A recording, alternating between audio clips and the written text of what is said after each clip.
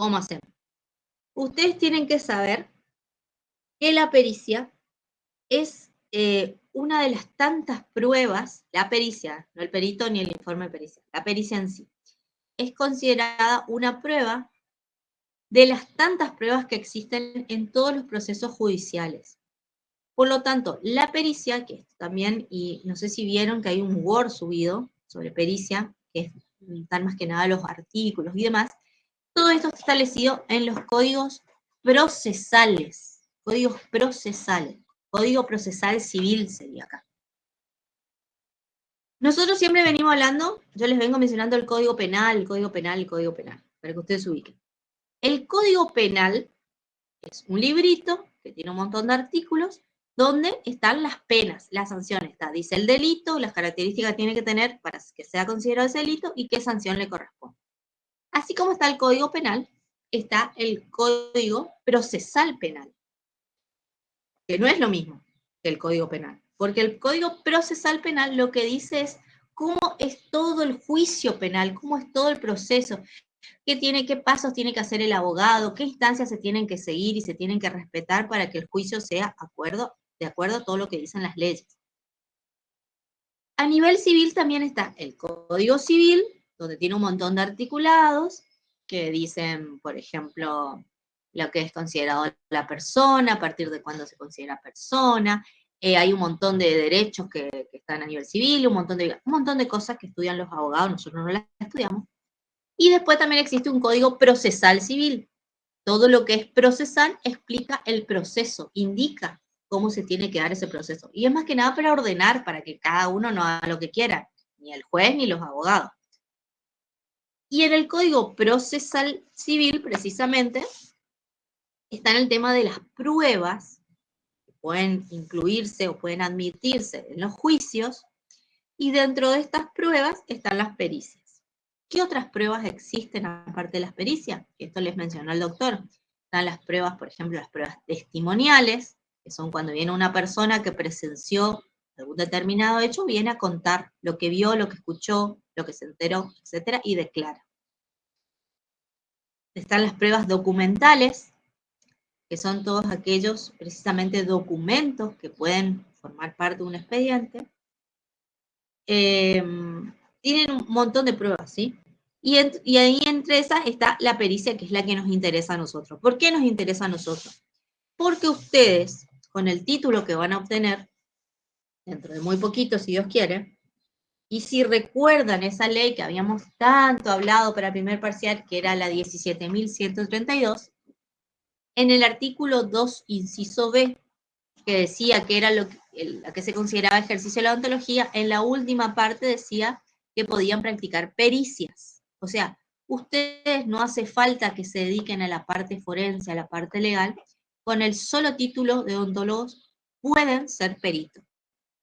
Pueden ser peritos si ustedes quieren y se anotan en una lista y el día de mañana trabajan para la justicia, ¿sí? Son peritos oficiales, ahora vamos a ver cuáles son esos. O pueden actuar como perito por el simple hecho de que son convocados por un juez por la justicia, ¿sí? Y ustedes tienen la obligación de aceptar el cargo, salvo que exista algún impedimento, ¿sí? O alguna incompatibilidad, y ahí dicen, no, por este motivo yo no puedo actuar como perito. Pero si ustedes son designados peritos, tienen la obligación, porque el propio título ya los faculta para eso. Hasta ahí más o menos para que se adentren en lo que es la pericia. Para hablar de pericia, por supuesto que tenemos que hablar de perito. Y perito es precisamente el sujeto, la persona que va a llevar a cabo esta prueba. El perito no solamente puede ser un profesional, ¿sí? Porque si ustedes ven, acá quiero leerles esperen que me voy acá, la hoja. Si ustedes ven la definición de perito, primero les dice que perito viene de peritus, que es aquel que tiene como un conocimiento, sabiduría, pero perito no solamente puede ser una persona que tenga un título, o sea, un profesional, sino puede ser cualquier persona que tenga un amplio conocimiento en una determinada ciencia o arte. Quiero encontrar acá el artículo, espérenme que me ubico acá en la página. Acá dice concepto, en la página 4 estoy. La palabra perito proviene del latín peritus, sabio, experimentado, hábil. Tratándose de un perito judicial, es aquel que posee especiales conocimientos teóricos o prácticos. Informa sobre puntos controvertidos que están relacionados con su especial saber o experiencia. Y acá, un poquito más abajo, dice quiénes pueden ser peritos. Los peritos deben tener título en esa ciencia o arte. Pero si la profesión, o sea, esa ciencia o ese arte no está reglamentada, o aún estándolo, no existe ese tipo de peritos en ese lugar donde se está requiriendo, puede ser designado perito cualquier persona experta en algún tema, aún así no posea título. Porque, por ejemplo, esto es para que sepan, más allá que ustedes van a ser, si son peritos, van a ser peritos odontólogos, que van a tener el título. Pero en una pericia puede ser convocado, por ejemplo, un mecánico de autos o de motos, ¿sí? Que muchas veces esos son oficios que se aprenden y uno no tiene un título que acredite, sí, yo tengo este conocimiento, ¿sí? Pero la experiencia que tiene lo califica para poder asistir al juez a informar o asesorar sobre determinados temas, en este caso, sobre una moto, sobre un auto, lo que tenga que ver con la mecánica de ese vehículo, y poder ayudarle al juez a resolver el caso. Entonces, no necesariamente un perito tiene que sí o sí tener un título. Pero, en el caso de los odontólogos, nosotros sí tenemos título y por la ley que reglamenta nuestra profesión, estamos facultados para ejercer como perito. El perito básicamente es un auxiliar de la justicia, porque va a ayudar al juez. ¿Y a qué le va a ayudar? A informar o asesorarlo sobre cuestiones que el juez necesita saber, necesita comprender para poder, junto con todas las otras pruebas que se produzcan en ese juicio, poder dictar una sentencia, o sea, resolver el caso. Hay una clasificación de perito, que esto creo que el doctor se los habló así medio rápido, pero yo se las voy a explicar brevemente. Puede ser según la fuente, puede ser según la procedencia o puede ser según la amplitud de su campo. Según la amplitud de su campo es la más fácil porque son los peritos generales o peritos especiales. Generales no tienen ninguna especialidad en alguna rama de su ciencia. Por ejemplo, aquel odontólogo que se recibió, que ejerce con su título, pero que no hizo ninguna especialidad ni se capacitó en una rama de la odontología en particular. En cambio, un perito especial es aquel que precisamente se formó en una determinada área, como puede ser, por ejemplo, un odontopediatra, como puede ser un cirujano maxilar, un endodoncista. Estoy nombrando todos ejemplos del odontólogo para que ustedes más o menos entiendan. Según la fuente, ¿sí? O sea, según quien propone, quien sugiere que designen como perito a tal persona, acuérdense que se habla de proponer o se dice sugerir, porque el que decide es el juez, ¿sí? Él es el que tiene ese poder. Las partes pueden proponer o pueden sugerir, pueden postular, por así decirlo, pero el juez va a decidir finalmente. Entonces, según quien propone, puede ser perito de parte o perito de oficio. Tengo una alumna que yo no sé si está durmiendo o se le frizó la cámara, pero como que me está incomodando, que si quiere que apague la cámara o salga de la tutoría, yo no tengo problema, pero es como que es medio incómodo. No quiero decir el nombre, pero la que está durmiendo, por favor, que se despierte o que apague su cámara porque me distrae mucho. Acuérdense que esto no es obligatorio, chicos, ¿eh? El que no quiera estar, esto no se toma asistencia, así que está invitado a retirarse. Es más, vamos a hacer una cosa, vamos a quitar de la llamada. Listo. Me estaba incomodando, que estaba muy evidentemente durmiendo o se le frizó la cámara, no sé. Bueno, según la fuente que propone entonces, tenemos los peritos de parte y peritos de oficio. Los peritos de parte son aquellos que precisamente las partes, que puede ser la parte actora, que es la que demanda, o la parte demandada, que es a quien se le reclama algo, sugiere o postula o dice yo deseo que sea designado perito esta persona, ¿sí? Esos son los peritos de partes. Y los peritos de oficio son aquellos que son directamente designados por el juez.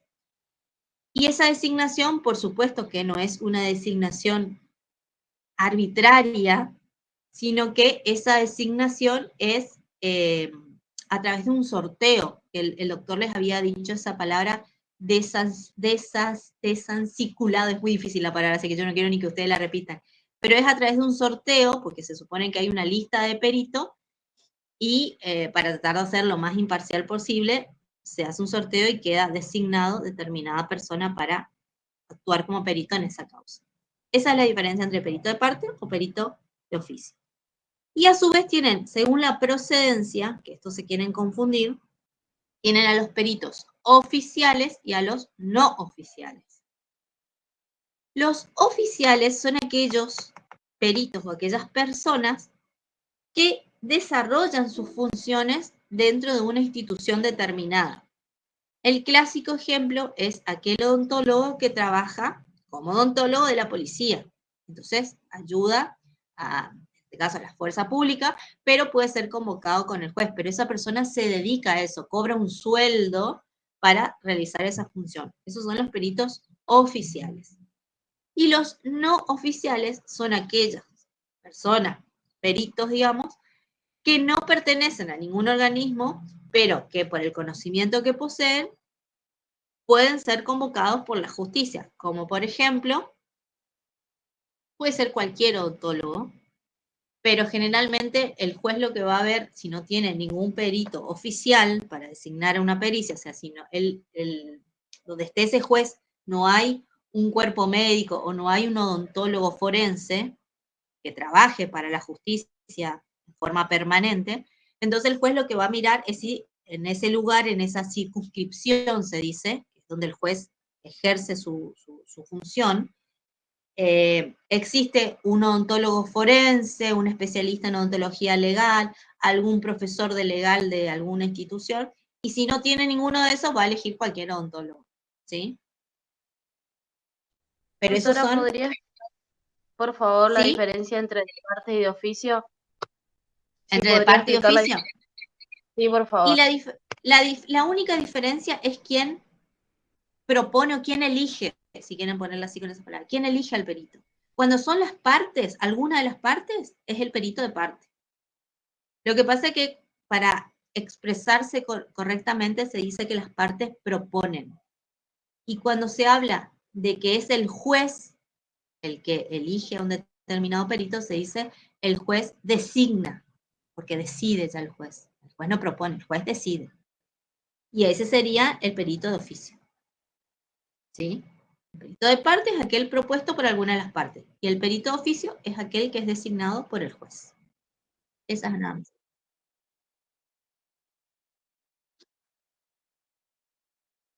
Ujú.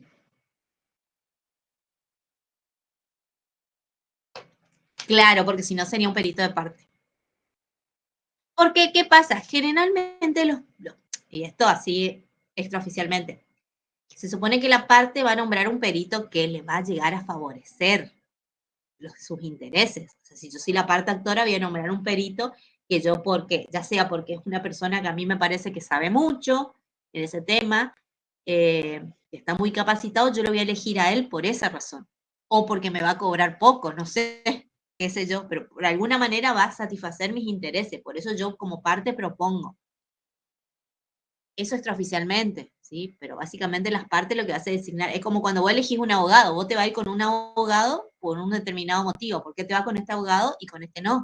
Porque este sabe más, o porque este me cobra menos, o porque lo que sea.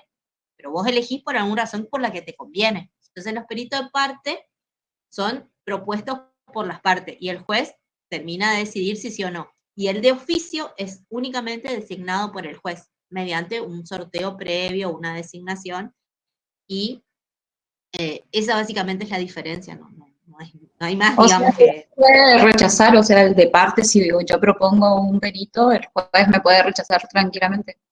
Y puede designar uno a él o no. Técnicamente, el juez por los únicos motivos que puede rechazar a un perito son por las causas estas que vamos a ver enseguida de incompatibilidad o impedimento, únicamente. No es tampoco que el juez es tan arbitrario y puede decir, no, no me gusta cómo trabaja este, no. Tiene que haber una razón. Y ahí están los impedimentos o las incompatibilidades. Por ejemplo, puede ser que el juez te diga, no, este perito que vos estás proponiendo como parte, yo no puedo nombrar porque es mi primo. Y acuérdense que tanto el perito como el juez, en su actuar, la tarea que van a desempeñar, tienen que ser siempre imparciales. No tienen que beneficiar a ninguna de las partes, sino tienen que ser justos precisamente, ¿sí? Imparcial. Doc, ahí tendría que ver el grado de consanguinidad, ¿verdad? Sí, muchas cosas.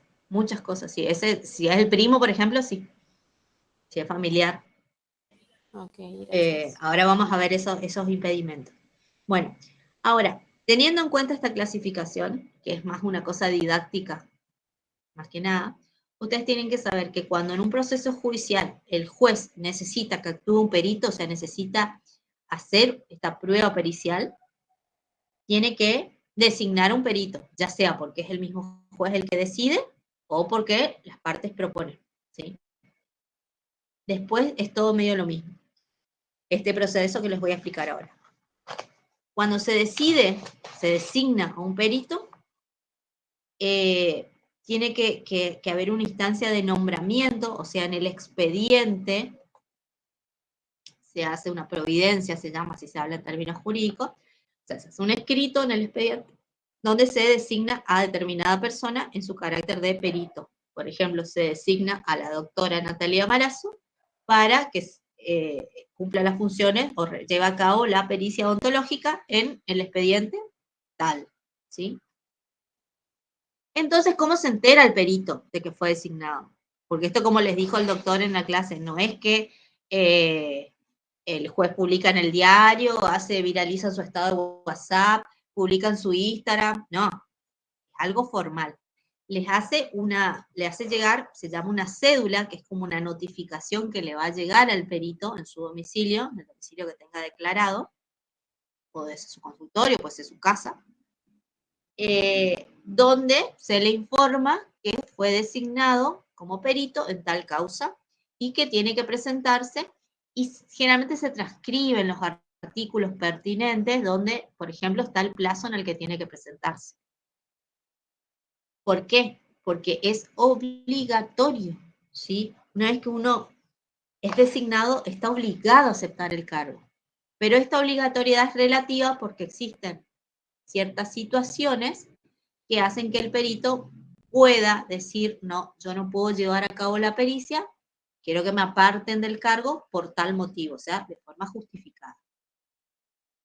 ¿Cuáles son estas situaciones donde el perito puede decir, no, yo no puedo ejercer? Donde esté con algún impedimento. Esto presten atención porque parece difícil, pero no es tan difícil. Pero por ahí en la clase se habló muy rápido y nos llegaron a desarrollar bien. Les pido perdón, sigo re mal de la garganta. El COVID parece que me está durando como 50 meses, el post-COVID no se me va nunca. Así que por eso hablo todo gangoso, así que perdón por la voz. Bueno, dentro de los impedimentos, ustedes tienen que puede estar incapacitado el perito para ejercer.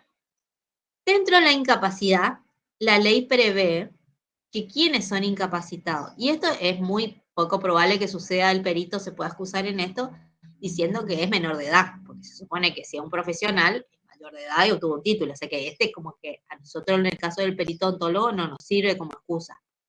Pero sí, el perito o en este caso, que esté insano, el perito, o que esté condenado, que esté en prisión, por ejemplo, va a ser un representante, ya sea quien está a cargo de él o su abogado, puede informar, hacer llegar o hacer saber al juez que el perito está imposibilitado de aceptar el cargo porque está cumpliendo una condena o porque está atravesando alguna enfermedad o algo que mentalmente no le permite desempeñarse. Esas son, por ejemplo, incompatibilidades relacionadas a la incapacidad. Otra puede ser que el perito, y también está asociado con el tema de que esté cumpliendo alguna condena, alguna sanción, es que se encuentre inhabilitado. Si el profesional tiene inhabilitada su matrícula, su título, no puede ejercer como perito. Entonces tiene que comunicar al juzgado o a ese juez esa situación y queda apartado del cargo. Pero siempre hay que justificar el porqué, no es nomás que uno dice, ay, no, tengo mucho trabajo, o ay, no quiero, o no decir nada y dejar en silencio, ¿no? Porque todo esto tiene una consecuencia legal. Entonces estamos obligados a aceptar el cargo. Si no podemos aceptar el cargo, explicar o informar por qué. Otra situación que puede producir o puede fundamentar el hecho que el perito no puede aceptar el cargo son las incompatibilidades. Y en ese caso, puede ser que sea designado como perito, un profesional, siempre estamos hablando de odontólogos, un odontólogo que haya atendido por ejemplo, al actor o a la persona sobre la cual tiene que hacer la pericia, ¿sí? Donde ya haya hecho o ya haya tomado conocimiento de alguna forma de esa situación, de ese conflicto jurídico o lo que sea, entonces ya su accionar no va a ser tan imparcial como se pretende, por lo tanto él se fundamenta en eso y no acepta el cargo. Y está conforme a la ley, digamos, ¿sí? Y después tienen otros motivos u otras razones donde el perito va a ser apartado del cargo. Y son dos situaciones que casi tienen las mismas causas. La recusación y la excusación del perito. La recusación es cuando alguna de las partes alguna de las partes viene a decir, no, el perito fulano que fue designado no puede ejercer como tal por tal motivo. Y la excusación es cuando el propio perito dice, no, yo no puedo ejercer por tal motivo. Ahora, ¿cuáles son esos motivos que son similares en la recusación y en la excusación? Y son los que él me mencionó el doctor Monzón en la clase, que decía el parentesco de consanguinidad, el haber sido o tener alguna amistad o enemistad manifiesta con algunas de las partes, o incluso con el juez, tener algún interés directo en la causa, ser acreedor o ser deudor de alguna de las partes. Básicamente son situaciones esas que van a afectar la imparcialidad del perito y pueden hacer que su informe sea parcial, o sea, favorezca a alguna de las partes. Por lo tanto, si existe alguna de esas razones, puede ser el mismo perito el que diga, no, yo no puedo aceptar el cargo, y eso sería una excusación, o que algunas de las partes digan, no, este perito, señor juez, apártelo por tal motivo, porque es amigo del demandado, porque le debe plata, por lo que sea, apártelo, entonces eso sería una recusación. ¿Quedó claro eso o no? Porque eso se pregunta y por ahí les cuesta. Sí, Doctora, el de incompatibilidad, ¿podría explicar de nuevo? Bueno, ¿excusación y recusación les quedó claro? Sí, es así. Bueno, la incompatibilidad sería casi como una excusación que podría hacer, porque si el perito es honesto, es el mismo perito el que puede decir, no, yo tuve alguna participación en algún momento, en alguna instancia como profesional, atendí a esta persona a la cual tengo que hacer el examen o la pericia, entonces no me corresponde o no estoy comprendido para poder realizar o llevar a cabo esta pericia, ¿sí? Más que nada que haya cuestiones donde él tuvo conocimiento de los hechos o tuvo participación en los hechos, y donde él, por supuesto, no sea ni actor ni demandado, pero de alguna manera fue parte de la situación. Entonces, todo eso puede afectar su imparcialidad. Repito mucho eso, porque el perito tiene que ser totalmente imparcial, tiene que ser lo más objetivo en su informe, y estas cuestiones pueden afectar esa objetividad que se pretende. Pero básicamente eso es la incompatibilidad. Son todas situaciones que le impiden al perito aceptar el cargo. Si no existen ninguna de estas situaciones y el perito acepta el cargo, avanzamos en este procedimiento pericial, donde va a ser el juez el que dirija el procedimiento, porque una vez que acepta el cargo, el juez lo tiene por aceptado y le dice, bueno, aceptaste el cargo, yo te dejo a tu disposición, acá tenés el expediente, acá tenés las documentales y tenés 15 días para hacer tu informe pericial. Entonces ahí el perito tiene el derecho de poder acceder a la causa, de mirar las documentales, leer el expediente, tomar conocimiento y va a realizar su informe pericial. Seguramente para realizar ese informe él va a tener que hacer una serie de estudios, de evaluaciones, de exámenes, y acuérdense que el perito puede actuar sobre una persona viva, ¿sí? Que va a examinar, que fue como el caso que ustedes hicieron en el práctico, pero también el perito puede trabajar en un cadáver, ¿sí? En una persona fallecida.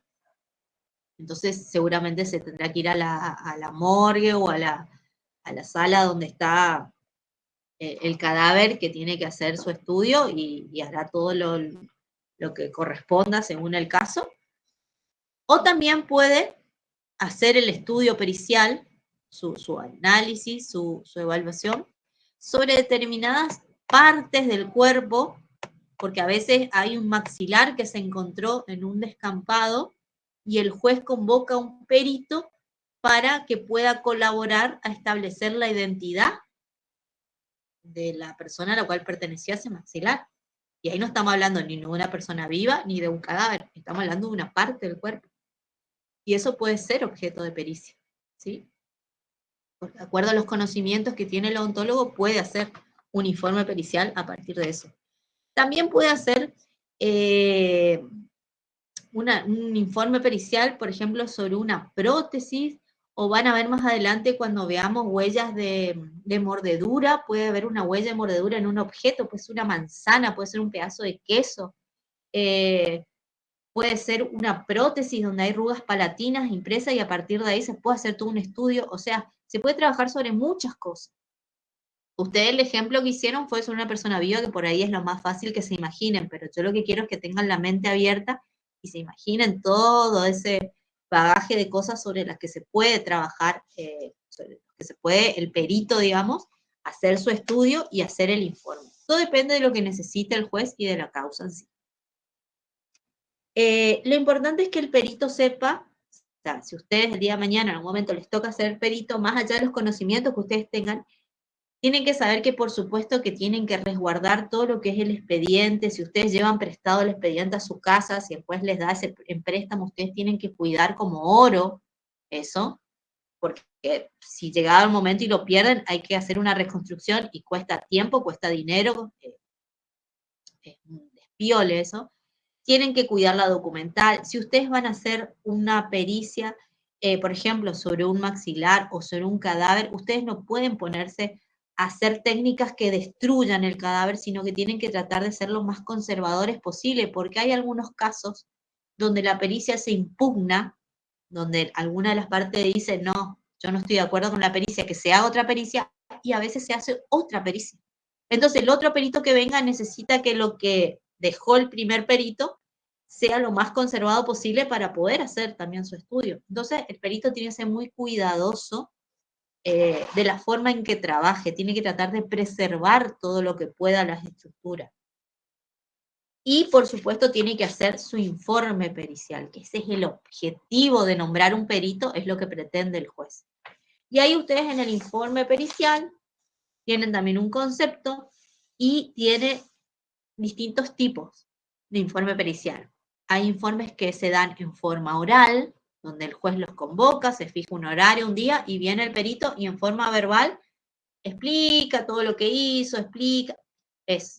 Eso es para peritos que son súper experimentados y que tienen un amplio conocimiento, porque es muy difícil y muy bravo, porque a veces no solamente uno expone ante el juez, sino ante abogados que te hacen preguntas, te repreguntan, y no es fácil. O sea que el que es un examen oral está capacitado un perito con mucha preparación, porque si no, es muy difícil. Y después tienen las pericias escritas, los informes periciales escritos, que pueden ser breves o puede ser extensos.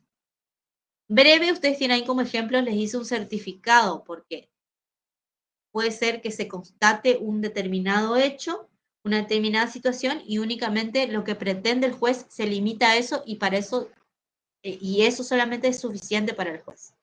Pero puede ser que el juez necesite que el perito responda a un montón de cuestiones o varias cuestiones, entonces sería un informe pericial, escrito, extenso, que es el que hicieron ustedes en su práctico ahora que tuvieron que entregar el sábado. El informe pericial escrito extenso tiene estas partes que ustedes tienen desarrolladas ahí, que yo más o menos les expliqué en la clase pasada, que era el preámbulo, el proemio, los antecedentes de autos de interés médico legal, el estudio médico legal, las consideraciones y las conclusiones, que es como la parte más importante, que esto seguro que le pregunto a alguien. ¿Por qué es la parte más importante? Porque ahí el perito responde las preguntas o las cuestiones que el juez necesita saber. ¿Y cómo se llaman esas preguntas? Esto es pregunta de cabeza. Puntos de pericia. Los puntos de pericia son las preguntas que el juez formula, o a veces las partes también pueden formular y les piden al juez que el perito responda. Se llaman puntos de pericia. Eso se acuerdan, se memorizan, se anotan, y el momento del parcial me responden bien, por favor, porque yo seguro iba a preguntar cómo se llaman esas preguntas que hace el juez. Puntos de pericia. Y que están en las conclusiones, ahí el perito se pone a responder. ¿Qué puede ser, por ejemplo, que el juez necesite saber? Que eso ahí ustedes también tienen en el material. El juez puede necesitar saber de qué tipo de lesión se trata, el tipo de incapacidad, estableciendo un coeficiente o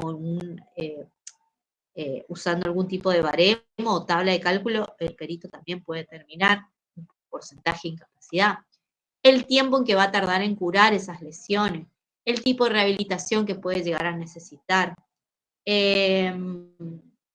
la forma o el tipo de mecanismo que produjo esas lesiones, qué objeto pudo haber sido, si va a dejar o no cicatriz, si estuvo o no en peligro la vida de ese sujeto, y así un montón de cuestiones. Esos son ejemplos que se me ocurren ahora que el juez puede necesitar saber y que el perito responda, ¿sí?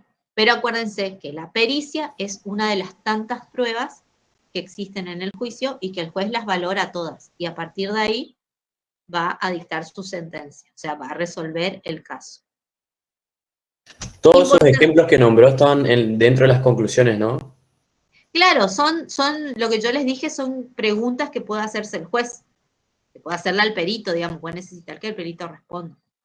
Profe, ¿y en qué momento le dice el juez esas preguntas al perito?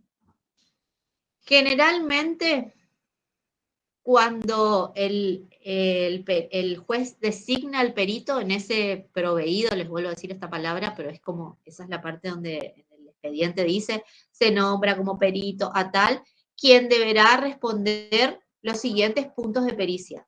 Y ahí puede ser que la parte actora haya propuesto estos puntos de pericia, por ejemplo, 5 puntos de pericia, la parte demandada haya propuesto otros puntos de pericia, o puede ser en común ambos, o puede ser solamente el juez que dice cuáles son los puntos de pericia que el perito responde. Entonces el perito, una vez que sabe que fue designado, aceptó el cargo, lee los puntos de pericia y dice, bueno, yo para responder esto necesito mirar todo el expediente, necesito evaluar las documentales que haya, historias clínicas, radiografía, lo que exista en el expediente, y voy a necesitar hacerle un examen, hablemos de una persona viva, voy a necesitar citarlo, hacerle un examen, voy a necesitar hacer este estudio complementario para poder responder esta cuestión, y con todo eso yo voy a armar mi examen. Así el perito arma en su cabeza, programa qué va a necesitar, hasta va a pensar qué libros va a buscar, ¿sí? O qué artículo, porque acuérdense que todo lo que él informe tiene que estar fundamentado científicamente. Entonces el perito puede poner citas bibliográficas, puede nombrar autores, porque eso le da solidez a su informe. Acuérdense que básicamente el informe pericial, por supuesto que tiene que responder estos puntos de pericia, pero tiene que decir la verdad, tiene que ser imparcial, tiene que ser objetivo y tiene que tener solidez. O sea, no es solamente con lo que el perito piensa, opina, no, tiene que tener un fundamento científico en lo que él dice, ¿sí? Y por supuesto, el perito tiene sanciones en el caso que mienta, que exagere, que no sea objetivo, que oculte, lo que sea. O sea, el falso testimonio en sí está penado por la ley, por parte del perito. Y también tiene derecho, en el caso que no sea un perito oficial, porque el perito oficial es aquel que trabaja, ¿sí? Que ya percibe un sueldo por esa función como perito que hace. Si es un perito que no es oficial, tiene derecho a cobrar honorarios, o sea, cobrar una determinada cantidad de dinero por esa tarea que hizo. Bueno, eso es todo lo de informe pericial y de pericia. No sé si hay algo que quieran preguntar que no les haya quedado claro. Yo sí tengo una duda porque cuando hice el informe me generó dudas. Al ser Sí. algo que uno está escribiendo y está obviamente poniendo la verdad y todo a través de fundamento y conocimiento, al igual que todos los otros documentos que habíamos hecho como la receta y demás, consentimiento, esto también lleva una firma, ¿no? Al terminar. Sí, como todo documento. ¿Sí? La pericia lleva al final la firma del odontólogo, el lugar, la fecha y el sello. Eso lo había preguntado yo, doctora, en el grupo, pero bueno, mandé sin firma. Y yo a veces el grupo, acuérdense que a veces puedo responder, a veces no. El grupo es como más algo para, si yo pudiera evacuar todas las consultas, ni haría tutoría, ni haría todo por el grupo, pero hay veces que puedo y a veces que no puedo. Pero sí, lleva la firma final.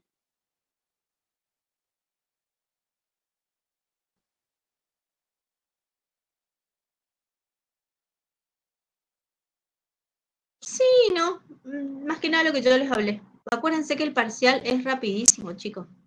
No tenemos mucho tiempo a nada, así que se tienen que centrar en estudiar básicamente esto que yo les dije. De nada. Ya saben, ya están publicadas las listas que tienen que, los horarios y los días. Así que creo que no hay inconvenientes por eso. Pero les va a ir bien, chicos. Tienen que leer nomás y les va a ir bien. Les voy a dar 5 minutitos. Yo necesito hacer un llamado por teléfono. Si quieren, el que quiera se queda 5 minutitos y piensa, se mira si tiene alguna pregunta que hacer o algo. Y después ya cerramos la clase, si les parece. ¿Sí? Fíjense ahí en lo que tomaron nota si hay algo que quieran preguntar. Yo hago mi llamada y ya me vuelvo a conectar, ¿sí? No se vayan.